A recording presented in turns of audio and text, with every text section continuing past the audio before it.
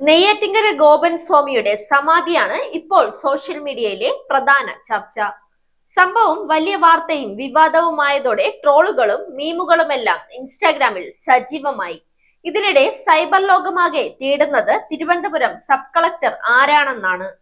നെയ്യാറ്റിങ്കരയിലെ ഗോപൻ സ്വാമിയുടെ സമാധി സ്ഥലം സന്ദർശിക്കാൻ എത്തിയ സബ് കളക്ടർ അതിവേഗം വൈറലായി മാറി.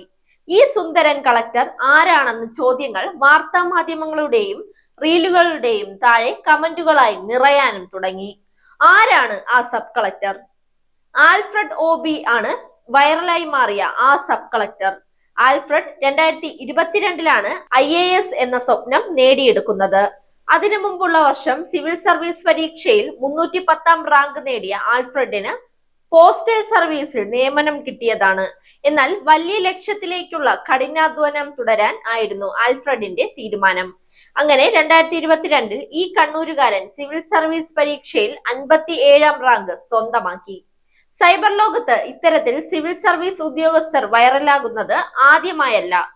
കേരള കേഡറിലെ തന്നെ ഏറ്റവും പ്രായം കുറഞ്ഞ IPS ഓഫീസറായെത്തിയ മെറിൻ ജോസഫ് ഇതുപോലെ വൈറലായി മാറിയിരുന്നു.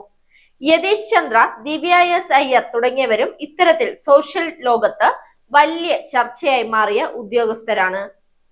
Zag news Thiruvananthapuram. വാർത്തകൾ വിരൽ തുമ്പിൽ. You watch zag news. നേരിന്റെ വാർത്തകൾ നിങ്ങളുടെ വിരൽത്തുമ്പിലെത്താനായി സാഗ് ന്യൂസ് ചാനൽ സബ്സ്ക്രൈബ് ചെയ്തും ഷെയർ ചെയ്തും ഒരു ശരിയായ മാധ്യമ നിലപാടിനൊപ്പം നിൽക്കാൻ ഞങ്ങൾ നിങ്ങളെ ക്ഷണിക്കുന്നു.